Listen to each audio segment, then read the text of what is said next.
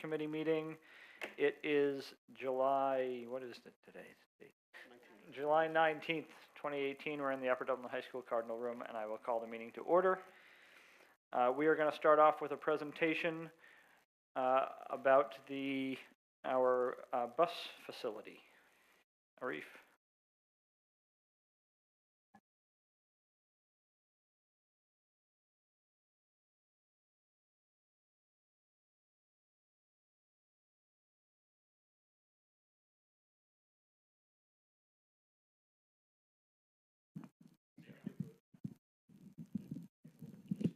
Good evening, thank you. We were asked a couple of months ago to start looking at the best way to integrate a shared bus garage with the needs of the public works and parks and rec at the township. We've been working with the township on some master planning last year, and out of the study came some needs that were identified specifically for their public works needs.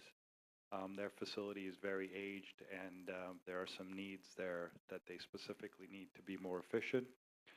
Obviously, the school district with their bus garage has been discussed ever since the high school was built.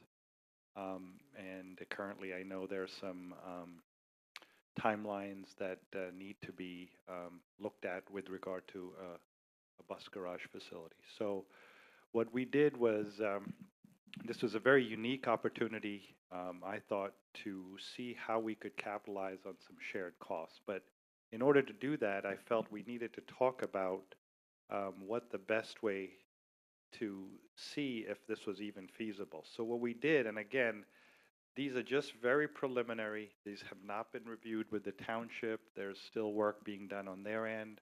The school district hasn't reviewed it, so I don't expect you to read these numbers. But what we did was we created a document to just start the discussion. And what the document does is it sort of gives you a column here for the bus garage space program. So what are the needs of the bus garage? And I'm not going to read them all, but you know, the big ones are obviously the maintenance bays. You need some storage areas. You need obviously a toilet, locker rooms. You need those basic needs. But the big spaces are the maintenance bays and all of the ancillary spaces. So we did that program preliminarily, just talking to Chris initially. He just came on board, and with Brenda and Bob. We're looking at approximately 12,000 square feet. Now again, don't get caught up in these numbers because these haven't been vetted out. That's the purpose of these next steps, okay? So what we did was we got this, then we said, okay, what does the public workspace program needs? And they've started to look at that in detail. And again, we can't really specifically talk about the numbers because they haven't vetted that out either. But they are planning to capitalize very heavily on their existing space, which is about 26,000 square feet of existing space. And just looking at what's on this chart, again, don't write these down. You're not getting them. You're not taking them home. I'm not saying these are the real numbers because this is just very preliminary. I've been doing this with Brenda and them for a couple of months, and just to get the discussion going. They came up with about 9,000 or so that they need to build, close to 10,000. But the real reason I did this exercise was to see, okay, what is the shared space that both of them could use that would make the reason to share important, right? So when you look at that, we were able to figure out that there are some good shared space opportunities. And right now, looking at this, it's about 11,000. So when you compare 12 to 11 to 9, that's actually a pretty good ratio to consider sharing. Because if this came out to be 1,000 square feet, I'd be like, okay, well, what are we really doing this for, right? But when you look at the ratio, because these are not big spaces they need in terms of building, they do need a lot of site space, and you'll talk about that, because they need to park the buses, right? That's a big just surface area just to park buses, and obviously parking for employees and all of that. So this just told us that there was merit to consider this moving forward, and I think the township has also felt now looking at this. So I kind of created this chart. Nobody really told me anything. I just made it, and they all sort of looked at it, and we've gotten some feedback, but not enough for me to say this is correct, okay? So it just showed us that, hey, this is something that we should look more at. probably very seriously, especially in light of the situation that the district has with their needs. So that's what this chart does, okay? Where are we looking at this? This has been talked about for a long time. So this is a sketch that was helped put together by GKO. This is Fort Washington here, if you can see where I'm pointing with the pointer. And then to the left of the page is Highland Avenue, okay? I'll give you one more point right here. These are the batting cages where I'm pointing right here, okay? And then this, where we're showing stuff, is the Field of Dream, okay? This is the current township building and the current public works. And there's Lockash, right? So everybody knows where we are? Okay. So what we were looking at is, this was the area that were talked about for the bus garage originally, you know. There are some things that we'd have to research over here, because if you recall, when we started to do the work, there was some landfill materials in that area that were encountered. So we're going to have to do some investigation and determine whether or not the feasibility of that, or also sort of the cost impact. But it seems like a very good location to consider looking at for many reasons, because you have this back road here that takes you right to Highland. And, you know, so you can avoid that. You will have a way to get access here. You know, bus drivers could park here. This could be cordoned off. And then this could still be used in the evening for athletics and all the normal stuff that happens on this very busy campus. And then, you know, certainly there's access directly back here from Public Works, which they currently use already. So there's good opportunities here. Another big item would be a fueling station, could be a shared opportunity. Certainly the site work is huge, and there could be some sharing of that. Unfortunately, the bus facility takes a big portion of the site work because we need a lot of space for parking.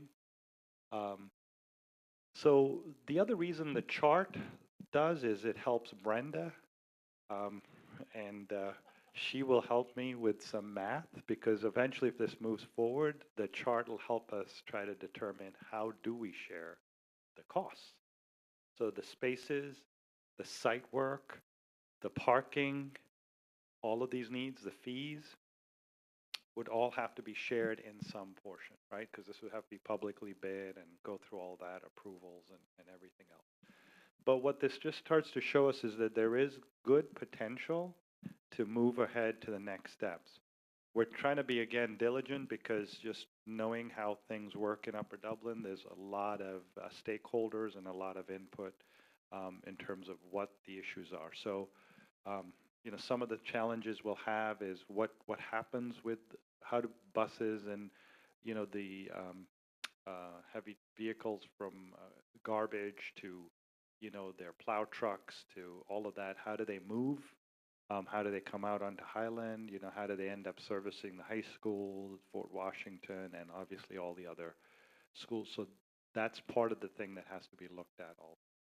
I do have some more slides here, but really, I mean, I'll just show them to you real quick, but they're really not anything I want you to spend a lot of time on right now. This is the current public works facility that they have, and how they might you know, continue to use that again. So again, we don't need to get into that, but that's that big 26,000 square feet that we saw. This is sort of what that layout could be, where you'd have the 4 bays here on this side for the school district, the 3 bays on this side for the township, some shared stuff in the middle, all the shared stuff in the middle. And there could be a second floor above this, a mezzanine, because these are very high with high doors to get the vehicles in. There could be a mezzanine above here for some storage, you know, some part storage to secure things for security and safety, and some for them on this side. There are, you know, opportunities for some additional, you know, stored area, you know, covered areas. But again, we got to talk to the township and see what their needs are. They seem to have a need to cover some of the vehicles. But that would be about it in terms of probably what I want to show you. The upper level, like I said, could be developed into something in part of this area here. We could develop that into an upper level, just for storage and all. I don't want to put people up there because then I got to have an elevator and all kinds of other stuff happening. So that just kind of is the framework of what we've done. I think we've made actually surprisingly more, gained a little more momentum than I thought we'd be able to gain in this short period of time. So I think you need to either keep the momentum on and take the next steps, or we just need to take a back seat and look at alternatives. But I think there is potential here, Mr. Sirota. Okay? Thank you. Any questions from the committee?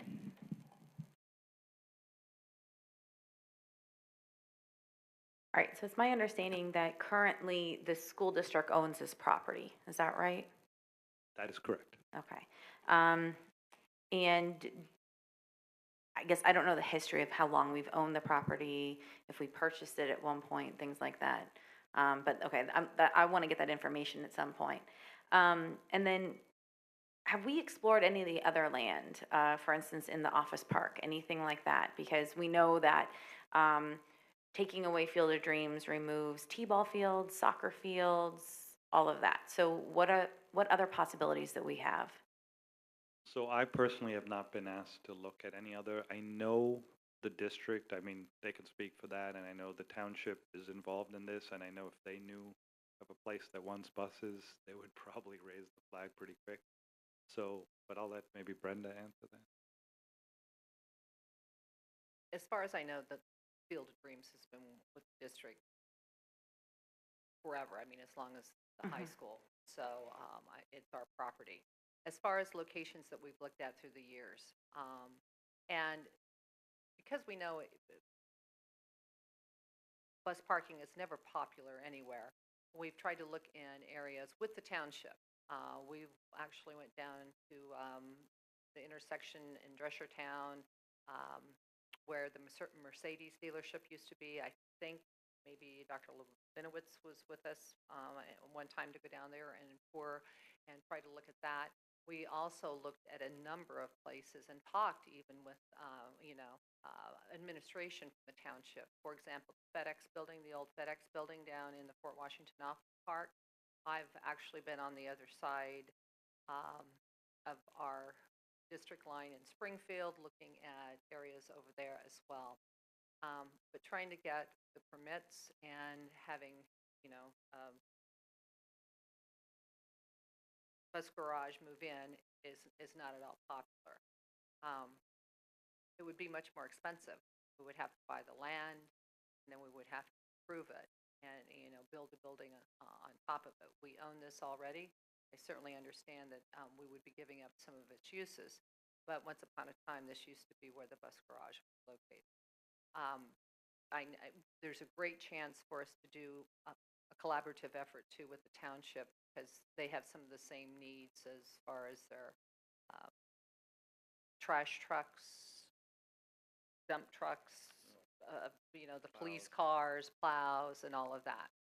How much land is it? The acreage, I don't have the exact number, but typically a field is almost about an acre, usually, just to give you an idea. A field is usually about an acre. So if I were to guess, I'd say you're talking about acres or so.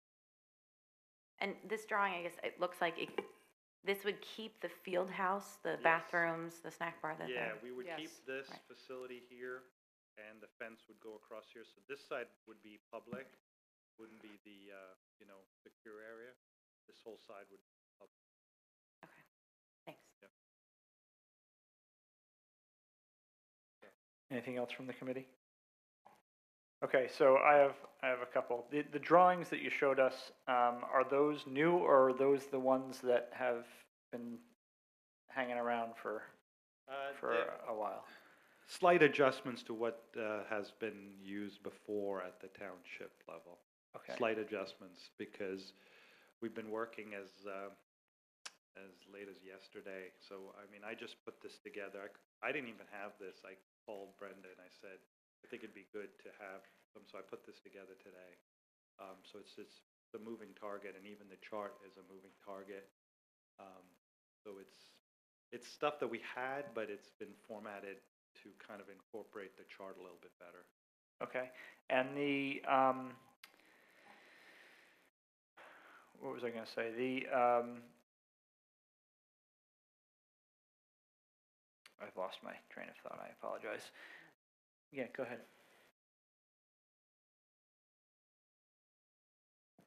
Just, Brenda, you said the bus garage was there. Was that, the bus garage used to be on the other side? Yeah, I think that field has been, that was a fundraising project many, many years ago, turn it into a field. My understanding is the field does have significant challenges in terms of maintenance and the quality of the field, but I think before we do move forward, we would have to do an analysis in terms of, you know, where would we move whatever goes on currently at that location, to see if it's, you know, if we can find other locations for those T-ball and soccer, whatever else is going on back there. I think that's it. I just want to clarify about the bus. Yeah, my understanding is Field of Dreams is used primarily by the soccer club today. There may be some other uses, but what I'm told from the athletic organizations is that it is a relatively underutilized resource compared to others around the town. I thought I remembered that the landfill materials had been cleaned up. No, is that still a thing? We cleaned it up where we had to, Oh, which okay. is in the area of the basin, because we had to excavate and grade for the basin. That happened at the high school, but we did not extend it out to this parking area that you see, and certainly not in the Field of Dreams. Okay. Like if that's built on the, Yeah. All right. So on we're the gonna have to do. stuff. We're gonna have to Right. do it. Yeah. Okay. Joan. Just looking at the drawing, just a couple clarifications. So, is that, at least conceptually now, I know it's a moving target, the parking for high school students, does it disrupt using that as a parking area? You're talking about this one down here by the batting cages? The answer is Well, the whole driveway. Now, is No. the access, which, I mean, it's hard to tell. This is the road that takes you to the batting cages. All right, and currently. that's where people park all along there. Yeah, they can still do whatever. And it would not disrupt that. The No. entrance would be the other driveway, which used to be where, I mean, where, Here? no, from Lockash. Yes, that's still there. That's there, and then this is If you the go up a one- little bit, is that an access from, No, that goes to the salt sheds for the, but it doesn't go farther? no. Okay. Yeah, but you don't go across. No. And the driveway that goes by the library, which may That's up. move, so that That's up here. may, is there access back from Yeah, that too? There's access here, but right here it's blocked. Okay, Typically, it's not, you're not permitted to go beyond, actually not like here for the public. They want the public just goes in this lot. but you wouldn't have trucks and buses coming in those, they would all come in from Highland. That's really what I'm, Yeah, right now, they do have a few vehicles that do come in this way. yeah, The township does. But the heavy lifting happens. would come back from here. there, Yeah, okay. yeah. My understanding is that road along 309 is a heavy-duty road. It was built for the construction of the highway, Yeah, right? this, So that this is where most of it happens. So that's where yeah, you would it can expect accommodate heavy vehicles. vehicles to be coming in. But I think we're a little early in the conversation to figure that out. And Okay. all the traffic analysis would have to be Yeah. done. We have something on the agenda later on to discuss that. I mean, it does seem, you know, if the site can be reconditioned, that's an ideal location. I mean, 309, it's right next to 309, and most people don't want to be by 309, and it's school district property, and I mean, it kind of lends itself to a bus garage there. And if we needed other fields, it'd probably be better to look for other places to put fields if that turned out to be a need that we, the township or the school district, really wanted to pursue. Might not be needed. I don't really know. So, I mean, that was my main question, was just access and what areas would have to be given up. Yeah, also, if it's gonna be a shared project, it seems like that's where it should be, because we're taking advantage of all of their current facilities there, and they're planning to keep what they have.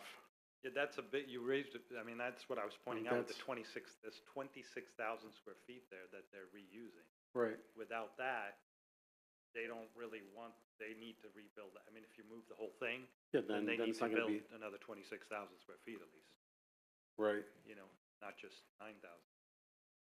okay. So that is a big, and not only that, it's not just that, they have this whole, the salt system. Right.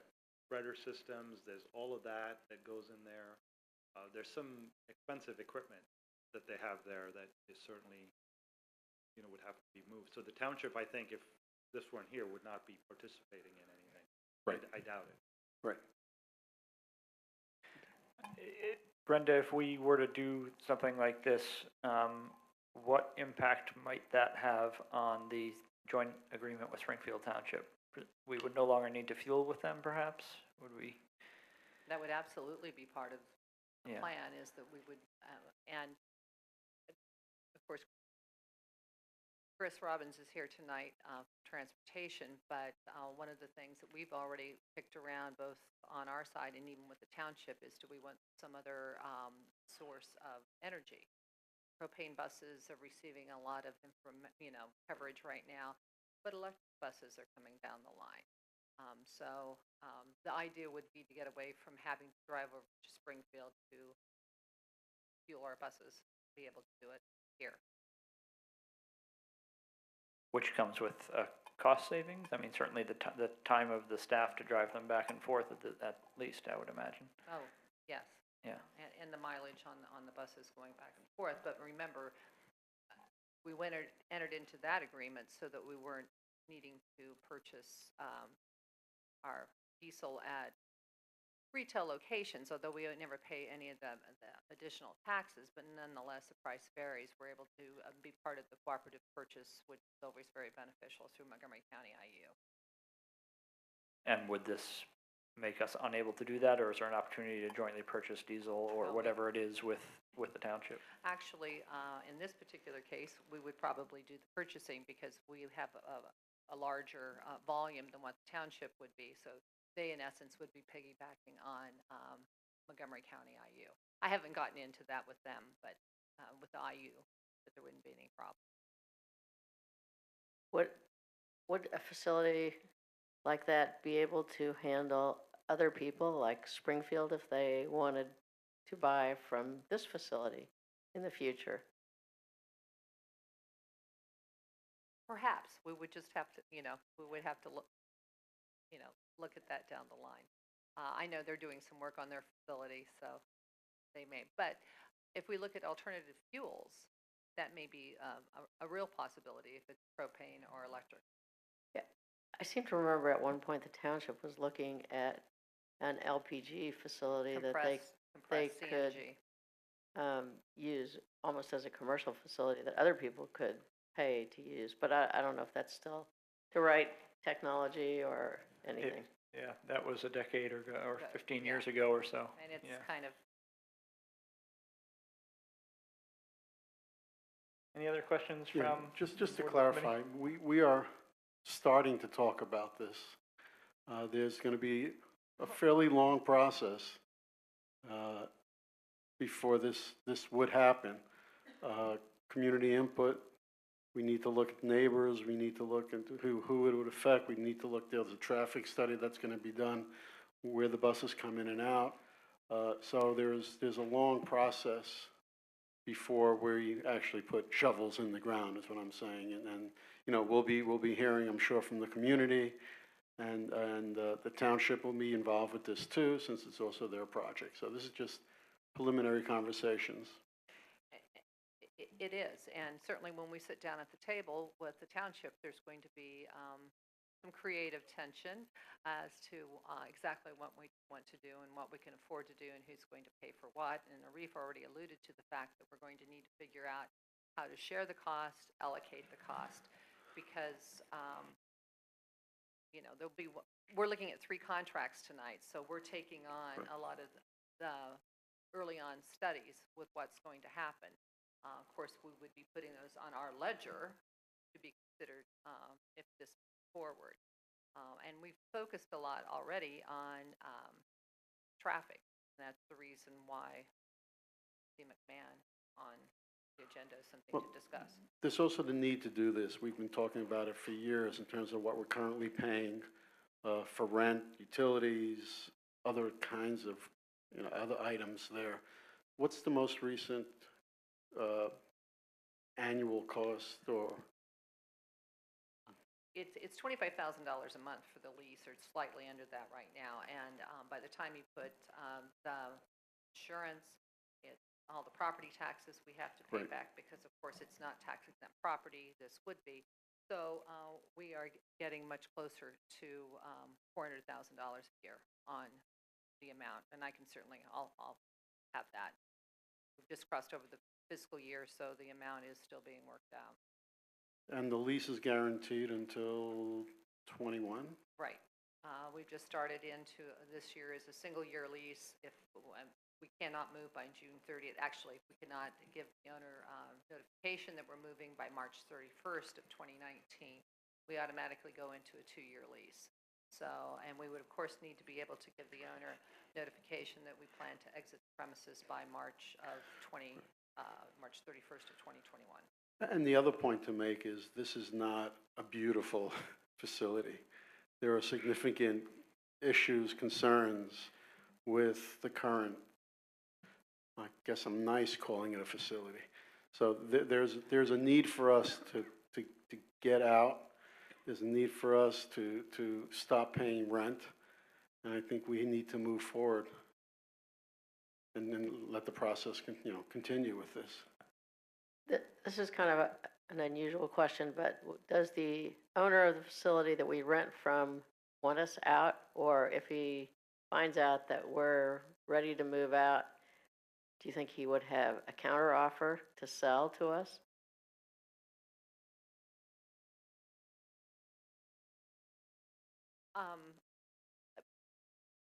Based on what I understand in my interaction with primarily the Gitlins, and the family, I think that they may be looking at doing something else with the property in years.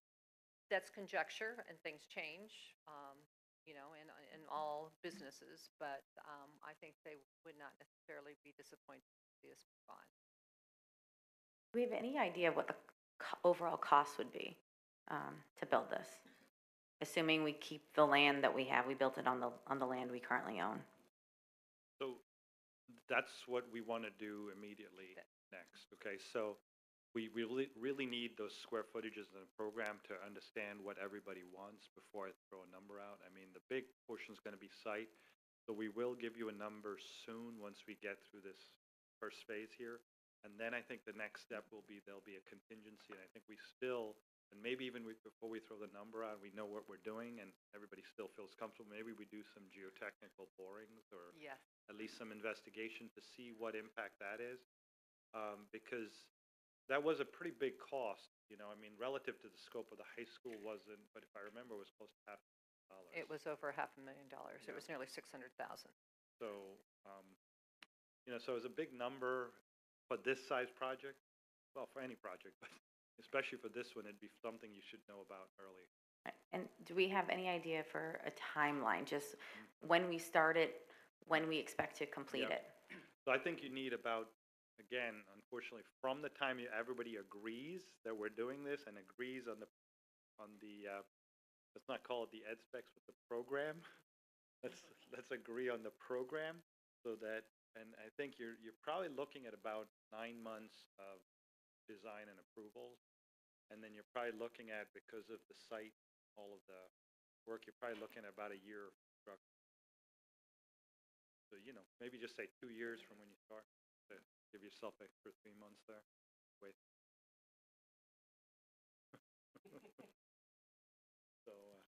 I just have another question in regards to the transportation of the buses themselves. In this location versus the current bus garage, what are the pros and cons or strategic advantages of it being there versus the current site? Meaning, again, in this proposed site versus the garage as it sits. A little shorter. We would be in district, so it would be easier for us to get to our residential neighborhoods from this particular location. Not that we're that far off, but it would save on time. It would save on the traffic getting to different areas such as Susquehanna Road and Lime Kiln Pike. So this would definitely benefit the district moving closer, especially at high school time. It's going to save on traffic, getting to the high school and save on time as well. And one of the other points, which Chris might be able to speak to, as far as the calculation of subsidy, we would have fewer miles unloaded, is that the proper term? Yeah, absolutely. We have And less. so that would help with our reimbursement, because obviously being that close to 3 of our schools, the buses are really going to be full quickly for high school, and then ending with Ford, Maple Glen, not that far away. If I can add one thing I was surprised about, because I was nervous trying to do this combined thing with everybody having their territories, and you got, if you ever met Dan Suplee and the public works people, I mean, very territorial, and they all think they know and I was pleasantly surprised. The last meeting we had, there was discussion about how the mechanics would share knowledge and fixing things. There was discussion about how they could share equipment, how they would share, there was like a sense of like camaraderie. Like I was like, okay, I just kept quiet, but it was a sense that, between those mechanics that's really all it is, most of it, he's got an office there, there's an office for that and storage, but it's really to fix the vehicle, and keep them running. That's 90% of it. And fueling, right, that's a big Right. part, yeah. That's a huge part, is having our own fuel station, not having to send. I mean, I could probably this year do a study on what it costs us to run the buses through Springfield, which I think would be ideal in helping move this along. But we do spend a lot of money doing just in man hours alone, not to mention wear and tear on the vehicle and extra fuel costs doing. While you're up there, Mr. Robbins, anything we haven't discussed that, since you're sitting in the audience and don't have an opportunity to give you an opportunity in case we've missed anything? No, I think you guys pretty much, covered it all. Again, it's very preliminary, and the way that we did plan a little bit more so that if new neighborhoods come up and the district does grow, this would be able to handle that as well.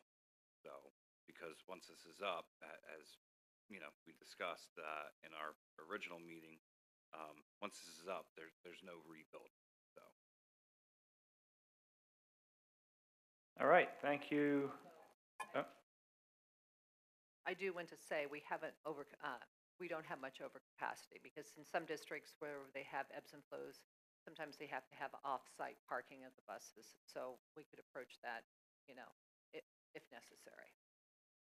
But this was a great, and Arif really did call me this morning about this, and that's why it wasn't added until later this afternoon. But having the drawings and what we see is a great way to introduce the first 3 items on the agenda that we want to talk about. right, so thank you for the presentation. We will move quickly through the first 3 items, and I think we'll give an opportunity for community input after those 3 items on these topics, these interrelated topics, so that Arif can get started home. So let's move on to announcements. Ms. Bray. There is one announcement this evening.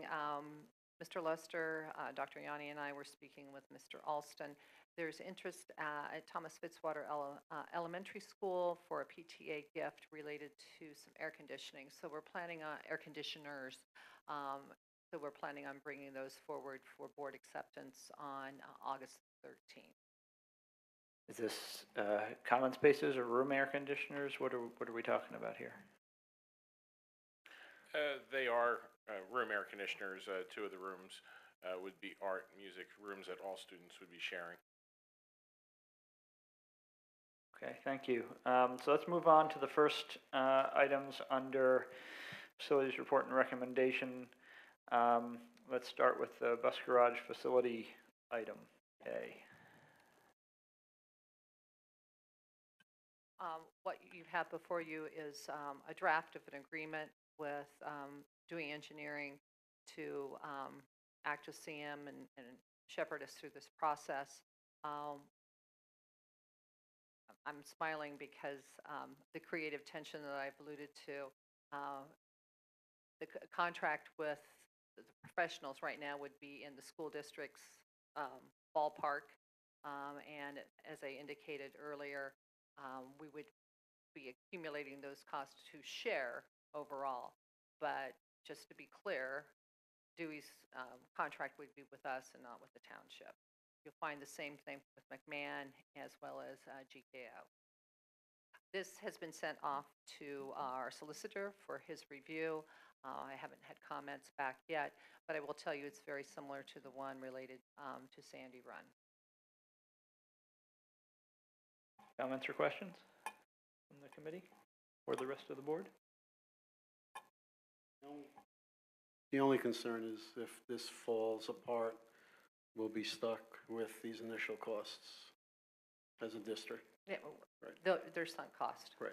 But one of the ways, since it's one municipality, one school district, is if the township, I mean, it's on our balance sheet, it's on our, income P&L statement, but at least the money would be coming from the same source. And if it does fall apart, it's not actually lost because it is our property. We do need a bus garage. A lot of this early assessment, even if it turns out to be in a different location, is still assessment we need to do in terms of the space we need and that sort of thing. So I'm not uncomfortable with that. Do we have an idea how much we're planning on spend with the initial part here? I believe go ahead.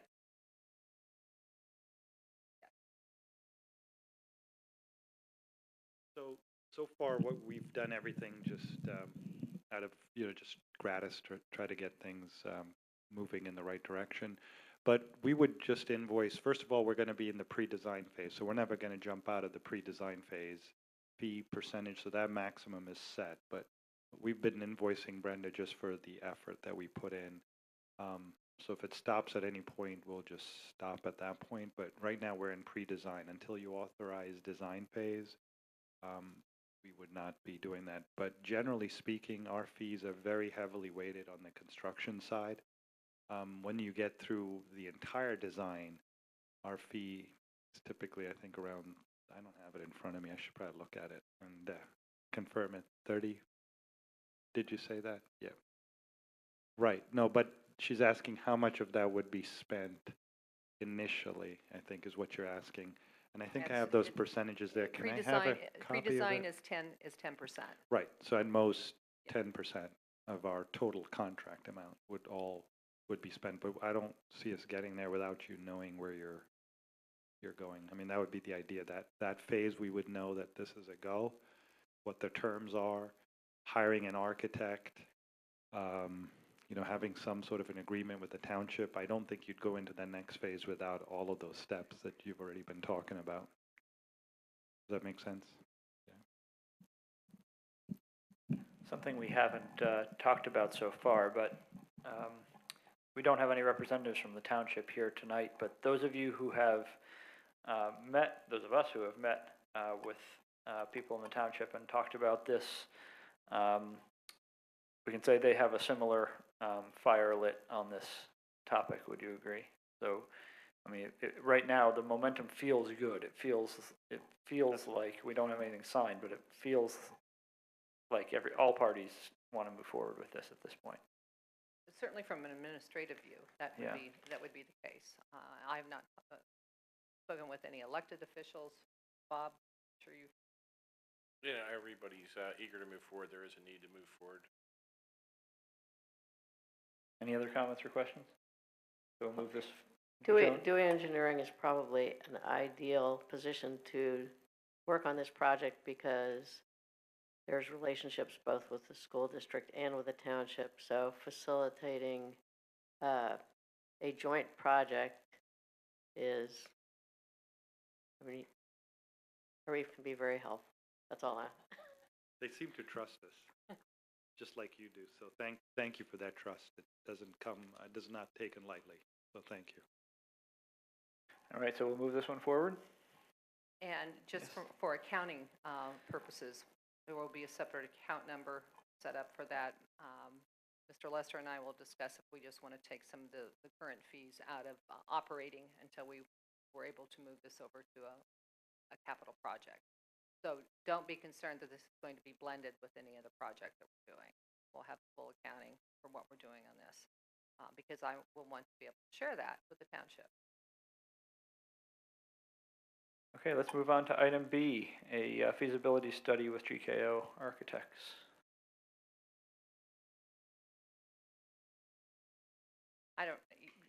I almost feel like Arif knows more about this than, but GKO, the architects, it's a very modest fee for what, and they've already started working on it as well. Yeah, Right. they actually did some work for the township also in doing some space planning. So this would be just to develop our program a little bit better, integrate it with the township program, give us a plan that everybody feels is somewhat comfortable and, you know, is something that we can budget and price up, and then go to the next steps of, you know, making sure our traffic is working well and our, you know, land development things, and start looking at that. So I think this is a necessary step because some people need a like if I hadn't brought that today, even though as basic as they were initially, I think it'd be hard to visualize the sharing opportunity. The chart starts to do it, but this will just help with that. I think they've done a really nice job already of trying to plan the spaces. So, okay. And even in the letter, our proposal since 2016, I mean, they lay out some of the history. They lay out the proposal, which will include the scope, and then the last bullet on the first page of deliverables, renderings, proposed project, including site plan, floor plan. So they kind of lay out what we're going to receive for $3,500. Any questions or comments from the committee or the board?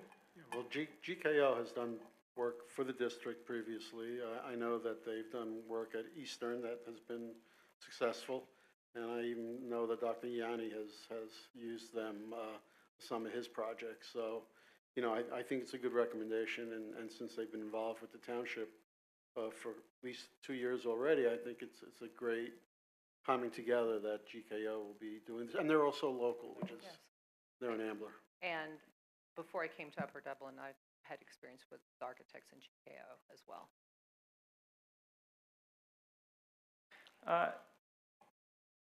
Is there a point at which we need, in order to facilitate, especially in the joint nature of this project, and as we talk about what the program should be and what spaces are needed and what spaces can be shared, do we need to formalize some sort of joint committee, name some people, or is this really in the administration's hands and the board doesn't need to get involved at that level at this point? I'm certainly fine with moving forward at the administrative level. Obviously, we'll be reporting, both of us, to both boards, and maybe there'll need to be joint meetings where, you know, administration on both sides talks with the joint boards, but we haven't gone that far as governance is concerned. I actually thought you were going to, after we get started on this and start moving down the line, we're going to need a legal document. Yeah. You know, Justin O'Donohue knows that that's probably coming to either him or one of his colleagues.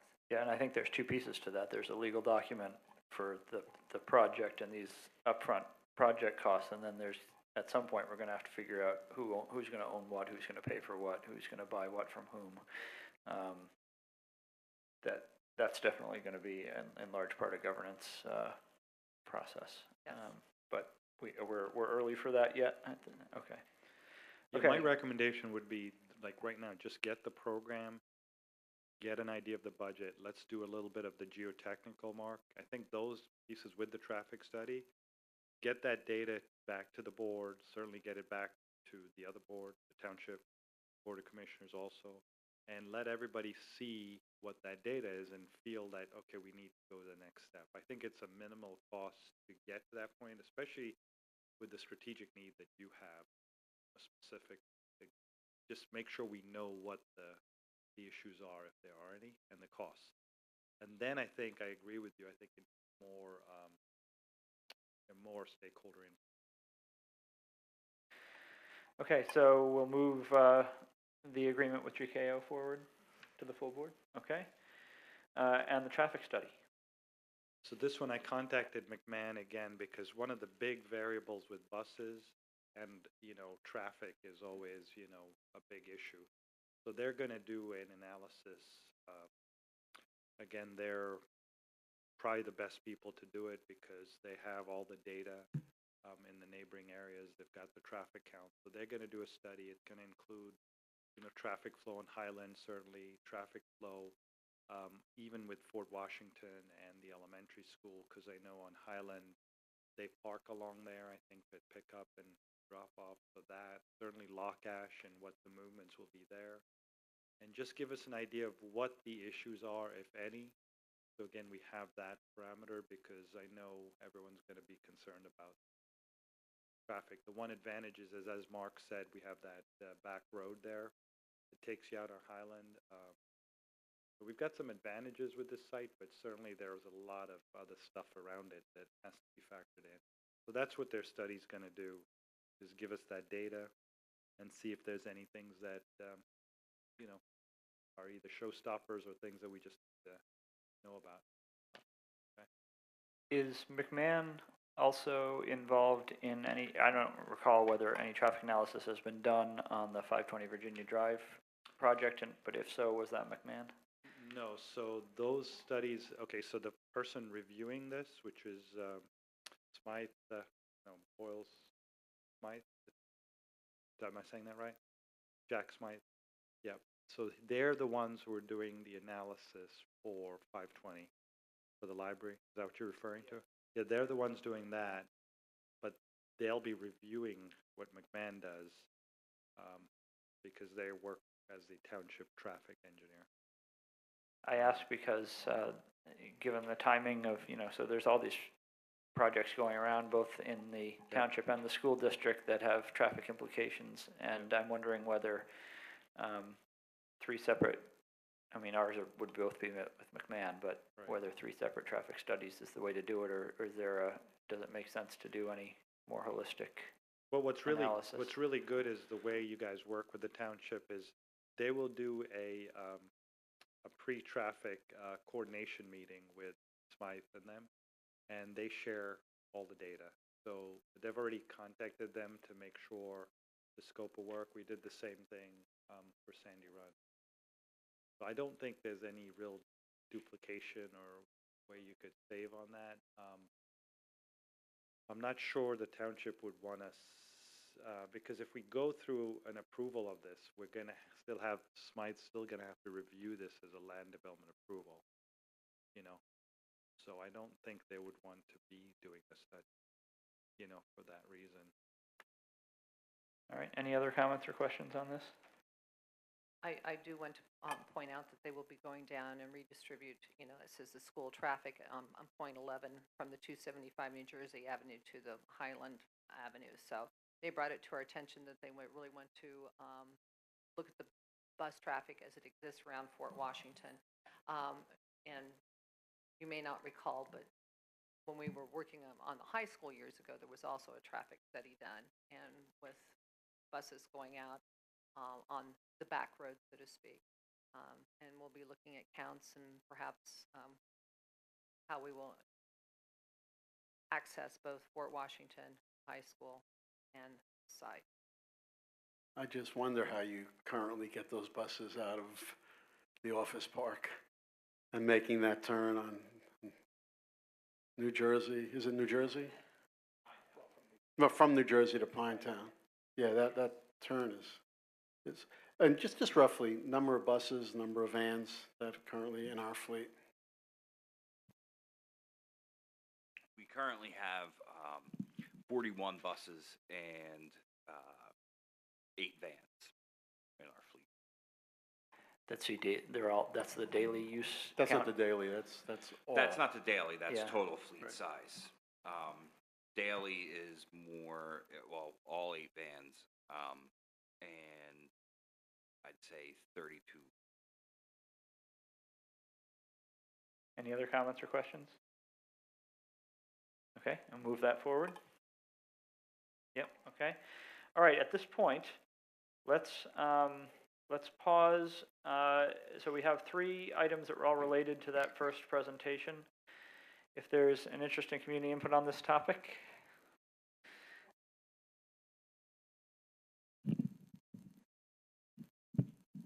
Jen Kuznets, Fort Washington.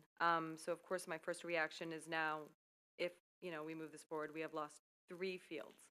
It's not just one field, we've lost 2 at the middle school, and now this one.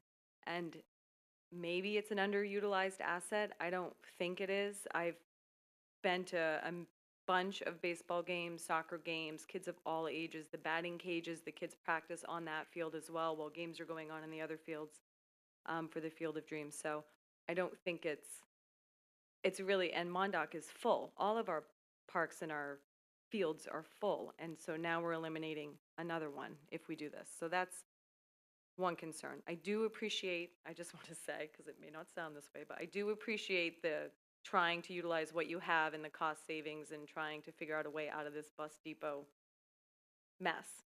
I appreciate that. But I feel like this is something that needs to be in the office park. Nobody else wants them, and now we're going to put them in the middle of our township. So it is going to be an eyesore, and I understand that 309 is behind it, so there aren't going to be houses that look at it, but they're going to be traipsing up and down those streets, and driving. I don't know. I just feel like it's in the heart of our township, and it belongs in an industrial park. I'm very, very concerned about the Highland Avenue aspect of it because of the carpool situation at Fort Washington Elementary School. People coming from Elliger Park and on that side and from Van Sant neighborhood, they use and park on Highland Avenue because they can't make a left into the school parking lot. So you'd have to drive all the way around through other neighborhoods on the other side of the high school to come up through Fort Washington Avenue to be able to make a right into that parking lot. So it's so full on Highland Avenue, and I'll make a note that teachers have started to park on Highland Avenue, which only exacerbates the problem. People park on the other side of Highland and are now crossing back and forth trying to get their kids to school because it's that difficult already. On snowy days, more people try to use the carpool lane, and what that does is it backs Fort Washington Avenue up past the high school. You can't get out of the neighborhoods. It's one steady, long line of traffic. And now you're adding a lot of buses into the mix. Not saying that they don't get out earlier. I guess that probably get out earlier. But it concerns me, that road, and with 309 exiting and people entering, and now we're dismissing out of that side door on Highland Avenue. So there's just so many people there. We used to dismiss out the front door of the elementary school for walkers. Now they're going, or part of it, now they're going out the side on Highland. So there's tons of people. That Highland Avenue, Fort Washington Avenue intersection is probably the most heavily crossed intersection of the town, of like this area with these schools, with the high school and the elementary school. You will be backed up 4 or 5 lights sometimes before you're finally allowed to go because so many kids cross. So now you're just adding, I think, to the mess of it, and it's just really concerning. And then I'm just curious as to why we got rid of the bus depot at that location all those years ago. I would love if we could research what that reason was, if we owned it and it made more sense to, I just feel like there had to have been a reason why we got rid of that, because it's land we owned and there was something there. Like why, I don't know why we got rid of it. I think Brenda said we used to have it there, right? I thought you. Oh, you corrected that. Okay, I'm sorry. I was like, why did we get rid of that? Okay. I do think that you need to poll the community on this. I think a lot of the community is already upset about the library surprise. I think they would have a lot to say about this. And I also think that when we talk about camaraderie and sharing, we don't even share mowed lawns. We have township lawns that abut school district lawns, and we got to have 2 different crews come and mow the lawns. What are we sharing? I don't understand. Now we're going to share? I mean, I don't get it.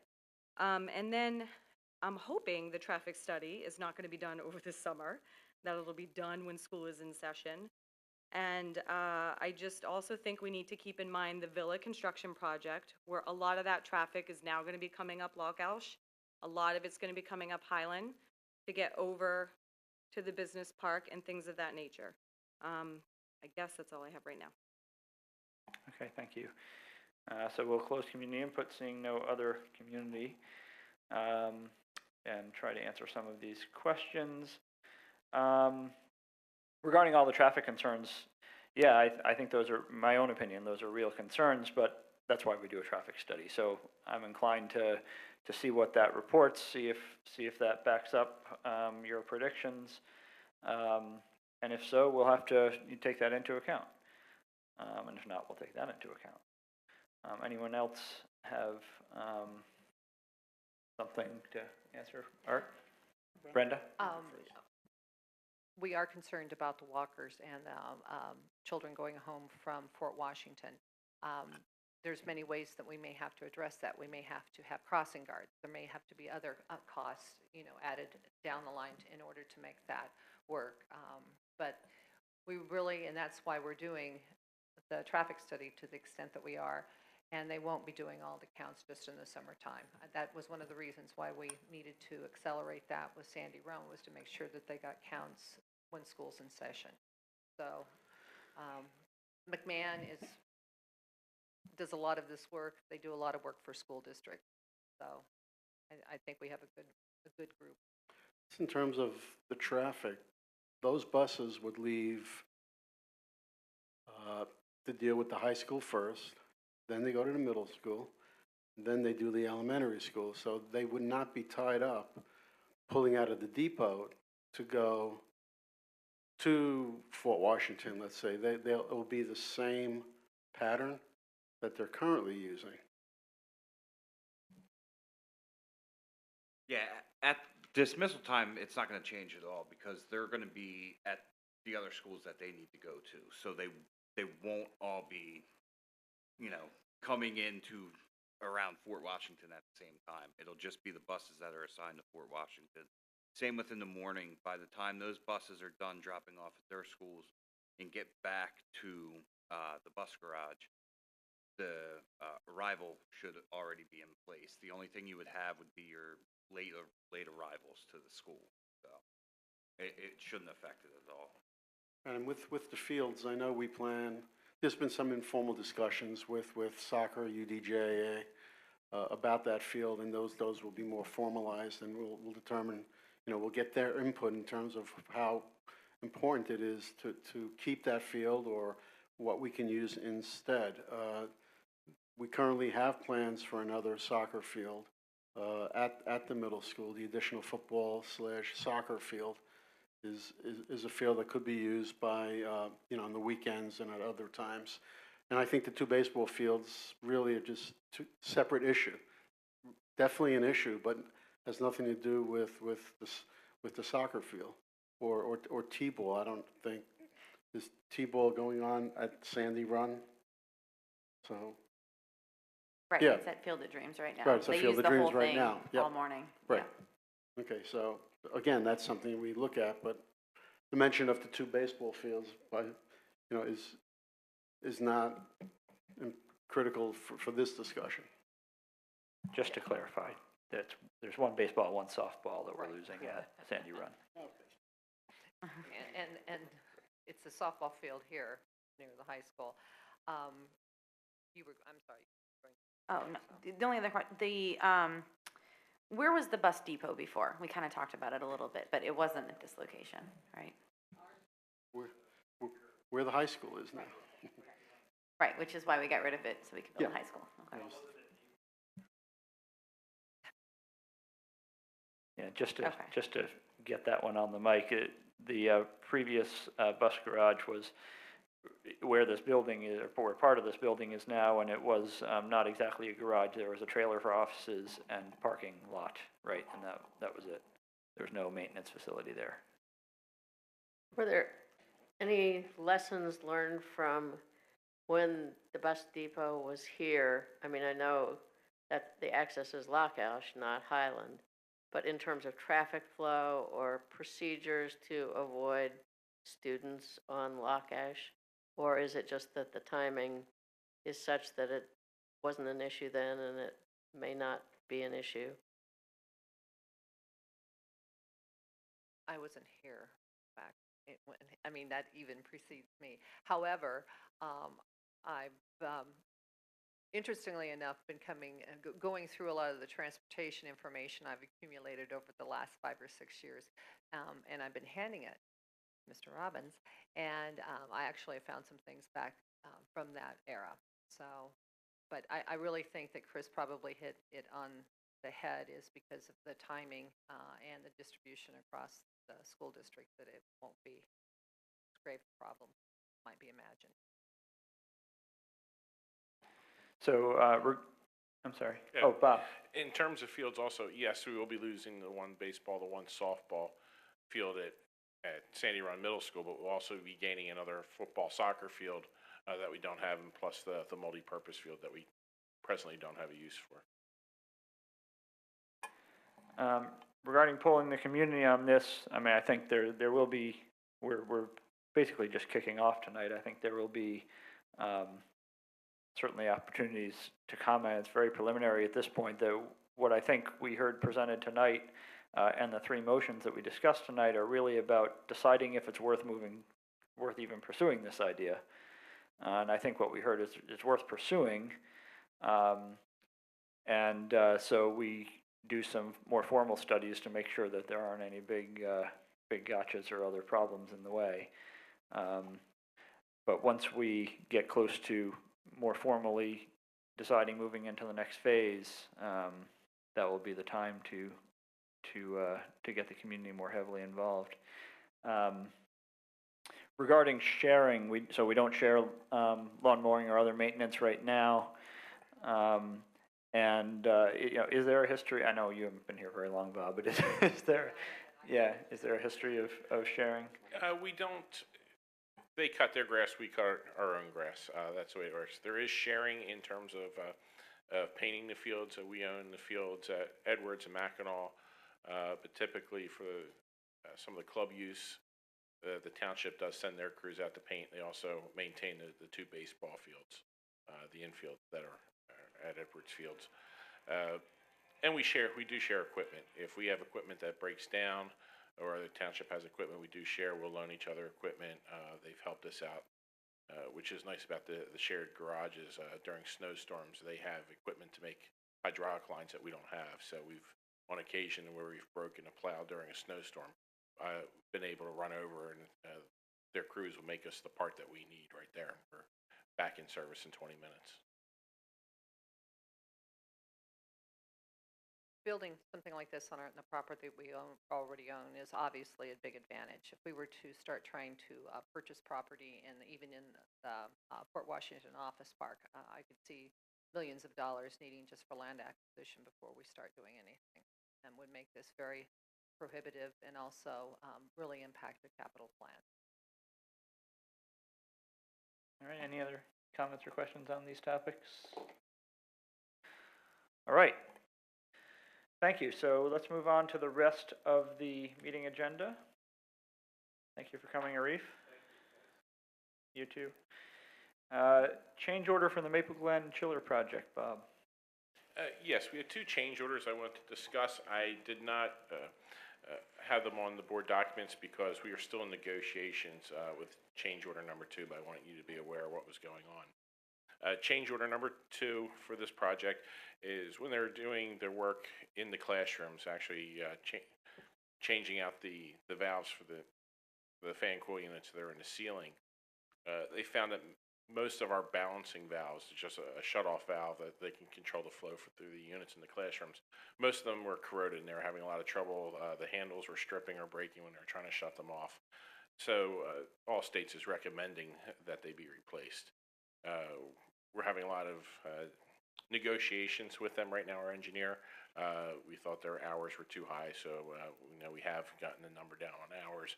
Now we're just trying to look, do we really need to replace all of them or is it just a few? So we're having those discussions, but we're looking on the order of magnitude of a $20,000 change order if we were to do everything right now. But again, we're still in negotiations with them and doing some evaluation. So by the next legislative meeting, we'll have an exact number on that. The second change order is in our favor, change order number 3. We're substituting the flow meter that was specified with an alternate, and that will be a cost savings of $1,405.65.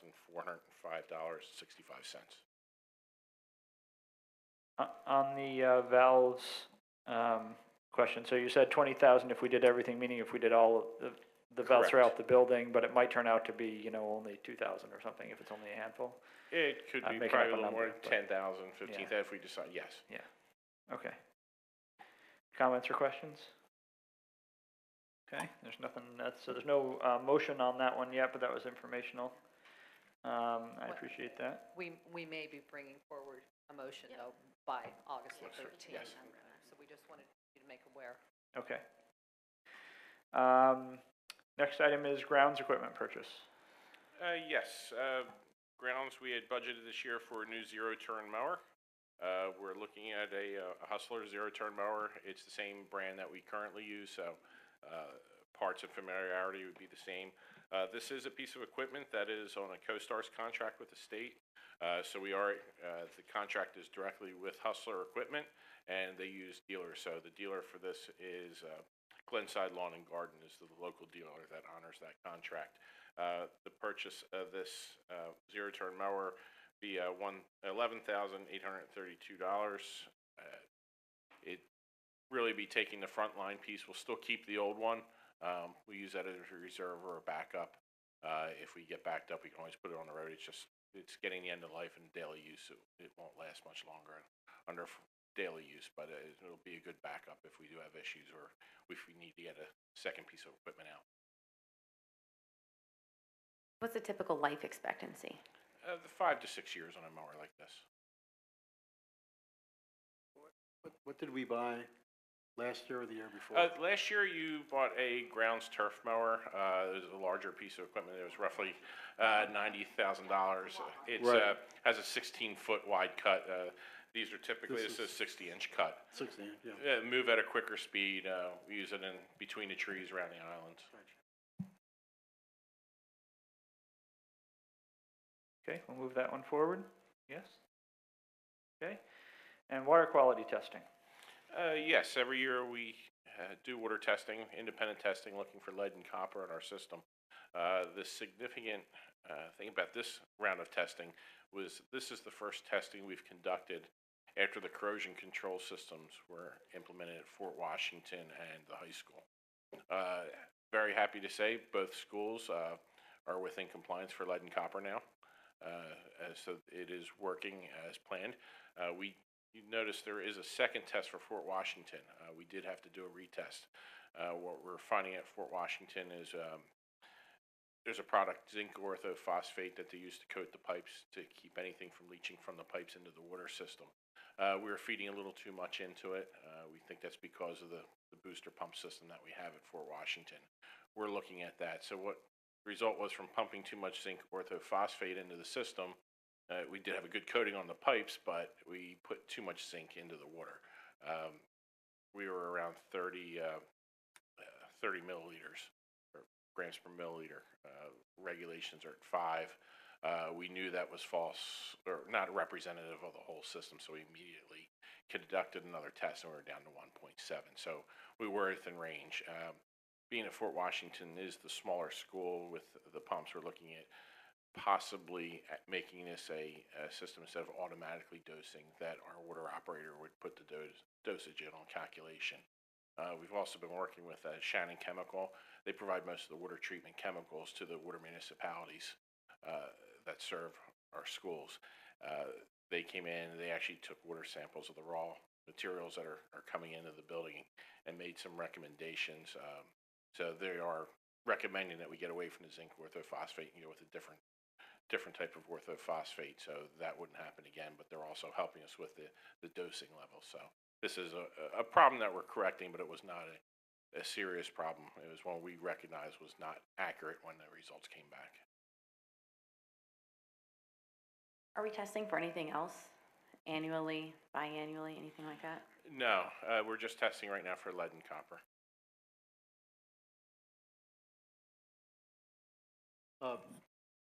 Ms. Bray probably is aware that when the budget was signed this year, there was an additional, there's always new regulations. One of the regulations is that we test, every school district will be required to test for lead every year. This was done in June, so it probably won't count, but we will be testing again. But right now, it's a state requirement that every district will be required to test. We budget for testing twice a year. Right, twice a year, yeah. And we've done that in Upper Dublin for probably 5 years now. Right, and there's been some articles written about how many other states don't test, but I think in PA it is now going to be a requirement, and we've been doing it. And part of our corrosion control system, we did buy a piece of equipment that does water analyzing. It's not an official piece, it's not something that we put a report on, but our water operator does use it, and he can see lead and copper levels that are in our water, as well as the phosphates and other, the pH of the system. He can keep an eye on that. Again, it's not reporting quality, we wouldn't do a report on it, but it gives us a good idea of what is going on. That's just right, that's just at the high school in Fort Washington. This is zinc? No, the zinc, when we send the water samples to the lab, they have routine items that they're looking for, not that they're reporting on. It was just something that they saw in the water and reported back to us. You may recall that we have additional water plant, is that right? Water treatment plant at both the high school and Fort Washington because of it's Ambler water and it needs to be more conditioned. So that's where all of this is coming from. Yeah, what our problem was all along is the water coming in Ambler is slightly acidic, and it was tearing the copper and let off any joints and pipes that were in there, and that's why we were seeing them. So what we're doing with this system is it's raising our pH. Neutral is 7, so we're trying to keep it at 7.2 to 7.4. Which is a good range. Coming in from Ambler, we're about a 6.7, 6.8 range. And then with the phosphates, once we control the pH, the phosphates are sealing the actual pipes themselves. So this is just an informational item at this point, no board action to move forward. That is correct. And these are the test results that we also post on our website. We will send those to Brooke, Bob will, and they will be posted on the website, which has been our practice for a few years. Okay, next item, moving on to transportation, purchase of new school buses. Mr. Robbins, you're going to handle that one? Yes, he is, and it's such a nice relief to have somebody who really knows what's going on and the difference between transit and conventional buses and all of those type of things to lead this. Okay, so on June 28th, we had a bid opening with Springfield Township School District, and what we went out to bid for was 3 77-passenger conventional style school buses, 1 48-passenger conventional style school bus with a wheelchair lift, and 1 30-passenger school bus. We had only 3 bidders of the 4 that showed up. Aurora Bus Sales decided to decline bidding for reasons unknown to me. And so of the 77 passengers, we had Wolfington Body Company and MA Brightbill Body Works. Brightbill Body Works came in at $263,355, while Wolfington came in at $268,731, or 73, or 731. Sorry, $268,731. On the 48 passenger with the lift, Wolfington came in at $103,558, while MA Brightbill came in at $99,160. And then on the 30 passenger buses, we had 3 competitive bids: $63,211 from Wolfington. Dom Brown Bus Sales came in at $60,360, and MA Brightbill came in at $58,975. However, MA Brightbill's bid did not meet our specifications. And the reasons why it didn't meet our specifications was items such as the warranty was inadequate. It's 40,000 miles less than what Dom Brown Bus Sales came in at. The steps on the Bluebird bus are made out of aluminum instead of specified stainless steel to prevent step wells rotting away. The air conditioners, because it is a 30-passenger bus, it is a special needs bus, it requires air conditioning. The air conditioner in their bus was insufficient compared to our bid spec. And same with the heater was insufficient. Therefore, the $1,385 difference shows in the fact that they did not provide us what was specified. So, with that, I'm recommending that we award the bid of $59,860 to Dom Brown Bus Sales, which is the cost after trade values, and $358,015 to MA Brightbill for the 377 passenger school buses and the 48 passenger with the lift.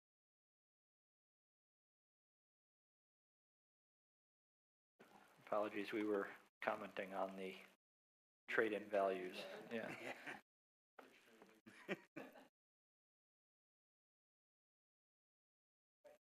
Comments or questions from the board?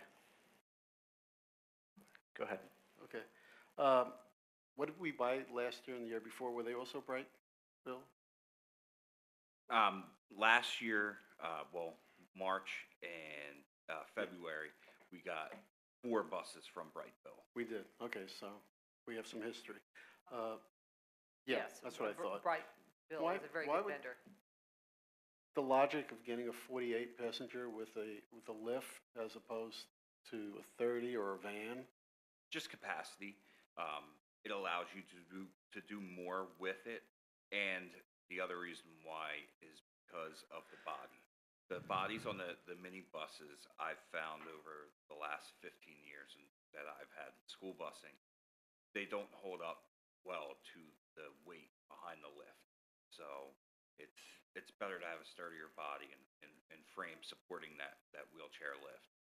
But I would hope that the bus would be fairly full too with other Yes, it would. children other than that. And also, two similar questions: seatbelts and new technology in buses, like GPS and that kind of stuff. The GPS is not in our bid specification. That's something else that hopefully we will see in the near future. However, the buses will come with active cameras on them, so we can at least retrieve video, and I foresee that being in our bid spec moving forward. As far as seatbelts go, they are on the 77 passengers on the first 3 seats on either side of the bus. So and the only reason why you would do that is because right now, even though they are trying to pass that, they're lap belts. So they're a liability on young children. They do more harm than good as far as abdominal damage in the event of an accident. So, um, I would say the only reason why we would put it on the first 3 seats is because sometimes you do get a child with an IEP, but I don't recommend fitting the bus because it's very expensive. And they don't get used. You know, having a background in auto racing, I can tell you that seatbelts have, you know, as Mr. Robbins hinted, they have both pros and cons. They work very well in certain types of accidents and not so well in others. And you need to, you know, consider what the risks of the various accident types are in your particular needs, the spacing of school bus seating, and the design of school bus seating is designed to do what seatbelts would ordinarily do in a frontal sort of crash. Yes. The other thing too is they become, you know, because kids will be kids, they become weapons as well. So if you don't have them secured and tucked in the seats, they'll whip them. I've watched video where students have actually tied them across the aisle, and students have tripped trying to walk down the aisle. So Want to make sure we're doing our due diligence. yes, There are some states that are Yes. requiring them. New Jersey? Did they end up passing the Jersey? law? they are going Yeah. to pass Yeah, that in wow. New Jersey. But it was There's a actually- lot of research about the pros and cons of seatbelts on school buses. Just additional information, Mr. Robbins was very quiet and professional regarding the GPS. We would like to move forward with that, but we can also do that in a manner that's not even related to the bus. There are certain types of equipment which we will be looking at as soon as the contract settles.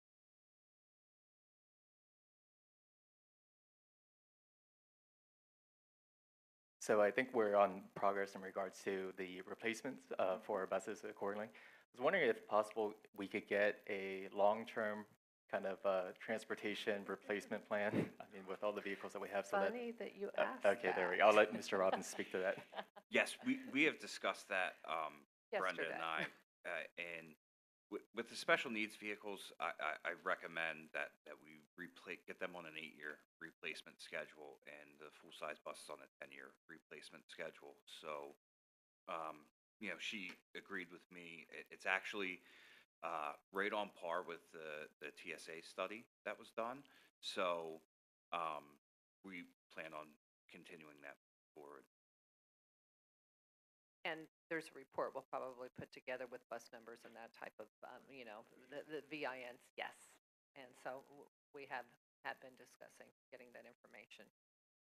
I'm pleased with the price of the buses, going with 77 passenger and bidding at this time of year. I think prices came in better than I anticipated because there are some increases in certain buses. So with your 88, which is the largest? We had 84 passengers. We had 84, right. But it's too much for what we need. We're sending a lot of times 84 passenger buses that aren't full. They are great for sports trips, so we will keep those, and we do have the need on some middle school runs, but right now we don't have the need to have an entire fleet of 84 passenger buses. How many 48s do we have, roughly? I'm going to say we have 8 48 passenger buses. But that's what we'll get eventually, an inventory of. right. Well, there was an inventory in the transportation study, which was not that long ago at this point. It's probably still pretty close. I think we've done one round of buying and trading This since would be then, the right? Or this is the second- first one? This is the second. Second one, yeah. But when we talk about the inventory, also on the replacement cycle, because sometimes it isn't the oldest bus or the one with the most miles on it. And certainly, Chris, with his background, as well as our mechanic, could talk about why some buses had more repairs and just different track history. So we'll be getting some of that at a future. Okay, any other comments or questions? We'll move this forward. Yes. All right, thank you. It is time for community input now on the other topics that we've discussed since the last one. Jen Kuznets, Fort Washington. Just a question, are we gonna put this bus schedule, replacement plan on the long-term facilities plan as we move ahead with trying to get that finished? Because they are big expenditures. Probably should be up there. And then, the water testing, where do we pull the water from when we test it? Are we like taking samples from the water fountains, or are we taking it as it comes into the building? I'm just curious how, like, where's that coming from? And then I had heard this, we didn't discuss tonight, but that the high school gymnasium roof leaked this week. So I just wanted to get some more details on that. And then I had heard from someone who works in the building that that roof has leaked multiple times and started pretty quickly even after the construction was completed. They basically said that we like to keep a cluster of trash cans in the gym, on the back wall by the small bleachers, or on the side wall by the small bleachers to help collect rain sometimes during storms. And that we've had to repair the gym floors or do some repairs to the floors at least once because of the leak.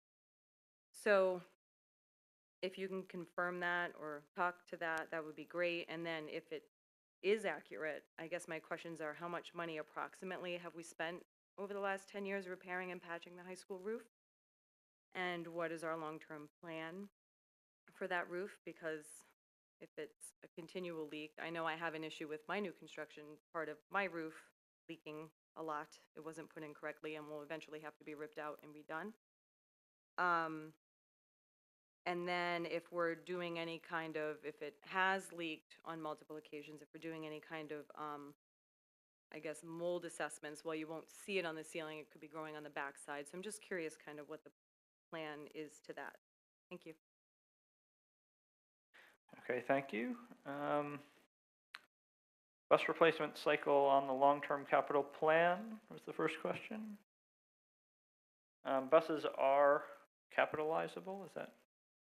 Typically, they wouldn't be something that would last for 20 years. I mean, they'll be included as part of a financial plan, but they wouldn't be on the capital plan.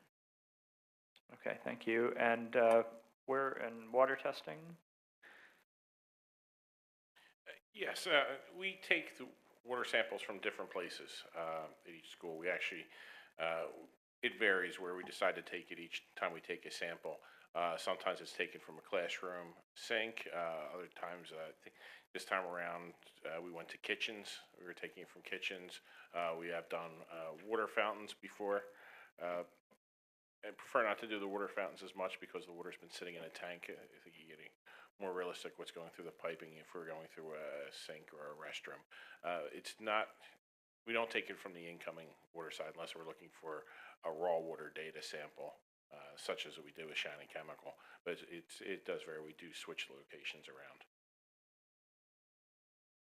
Okay, thank you. And the high school gym roof. Yes, the other day when we had the heavy rainstorm, we did have water come in. We don't have a roof leak. It's we identified two things. One is a definite. There's a tear on a piece of insulation. The rooftop air handlers. The ductwork is on top of the roof. There is a tear in some insulation, and the water got inside and followed the ductwork down to the building. Since I've been here, we haven't had any leaks on roof membranes throughout the school. Any leaks that we've had, we've usually found either a seal around a pipe penetration or a duct penetration, vents, a typical place where you get driving rain blowing in. The roof itself, the roof material is in great shape. If you go up there, it may not look great. There's a coating on there that at some point will get touched up, but it was a reflective coating to get credits for LEED certification, and that tends to get cracks in it. may look like the roof's coming apart, but it's not. It's just a reflective coating that's on top. The roof itself is in excellent condition. The other areas that we have had issues in the gym before, condensation issues, where somebody had the temperature turned down too far in the gym on the gym was running around 67, 68 degrees on a day where your humidity was about 99%. So we did build up some condensation. Sometimes, with rooftop air handlers, you get that much condensation. If there's a plug in the drain, the condensate drain, it could back up and it would come through the ductwork. I did see that once on occasion, but no, the roof itself is in excellent condition. Any comment on keeping trash cans around in the gym for the purpose of collecting rainwater? No, I don't know any trash cans around the gym. We normally have trash cans staged in the back hallways anyway. That's just behind the gym is where we keep everything for our housekeeping staff. Their storage room and their break room are right behind the gym. And before Bob arrived, we did have some damage done to the floor over a weekend, and we did have to do, project wasn't even completely closed out. So we did have to do repair to the floor, and it was more complicated because the product they used to do the finishing was either water-based, and we used oil-based the first time, so then we had to do it, or had it be done again. At no cost to us at that particular time, but that's when that happened, was very early. And this time around, we didn't have any damage to the floor. I did go and inspect the floor the next morning. There was no sign. Sometimes if you do get a lot of water, it'll lift the seal off the floor, and it'll look like a white spot for a few days. We didn't even have any of that. And so that floor repair you were talking about is one time in 10 years we've had? Yes. Yeah, okay. Okay, any other, did I get everything? All right, any other, Robert? This is not per se for the community input, but Mr. Sawyer, you mentioned on Monday's legislative meeting the need or the emphasis to revisit the long-term capital project plan. If I could just re-echo that sentiment, that I think in the midst of all this busyness, it's imperative that we do get that done as soon as possible. We certainly understand that. We have some litigation that we're spending a lot of our time working on and supporting, as far as particularly Mr. Lester's time, in addition to the summer projects. I'm not making excuses. We're well aware of it.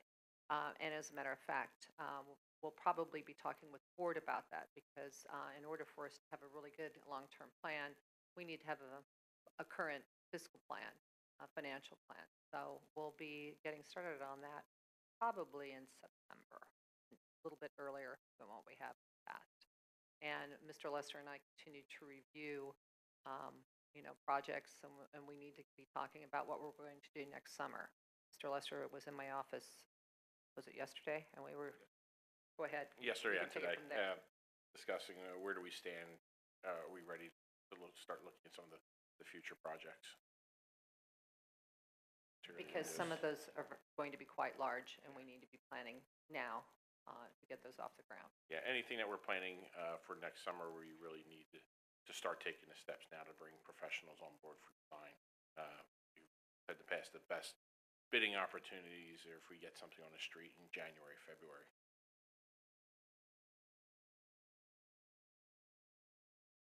All right, thank you. So the next Operations Committee meeting, we do not always have an Operations Committee meeting in August, so that will be, yes?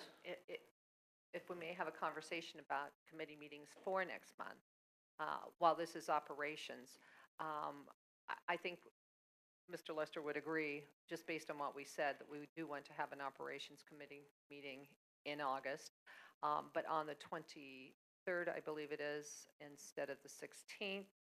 And part of that is I want to have a finance committee meeting, even though we don't always have that meeting in August. Jamie Doyle is available to come and speak to us about the financing, beginning the first 10 million BQ borrowing. And what I would respectfully ask is that we flip the meetings that night.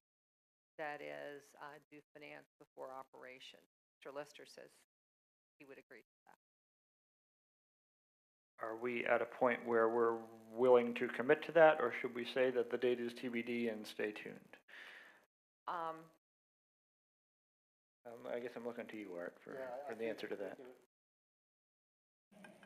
The administrative retreat is the 15th and the 16th, so they can't, it'd be very difficult to have a meeting that evening with all of our administrators, you know, at the retreat all day, which is why we're looking at the 23rd. We have some other conflicts on the 23rd, which is marching band, Yeah. so we're trying to work around that also. So some of us may be able to attend the first hour, hour and a half of the meeting, and then we'll go over to the preview of marching band. Okay, so I think what I'm hearing at this point is, let's say that the August meeting is TBD. It's likely to be the 23rd. The time is indeterminate for each meeting, and we will post it as soon as we nail it down. Well, Ms. Doyle is scheduled right now for 7 o'clock on the 23rd. Or excuse For excuse 7? me, 6 o'clock. 6 I'm o'clock. so sorry, it's 6 o'clock. I'll send out an email to the two committees and confirm and make sure everyone is available. Okay. Okay? All right, thank you. All right, so with that, we are adjourned. Thank you for coming. Enjoy your summer.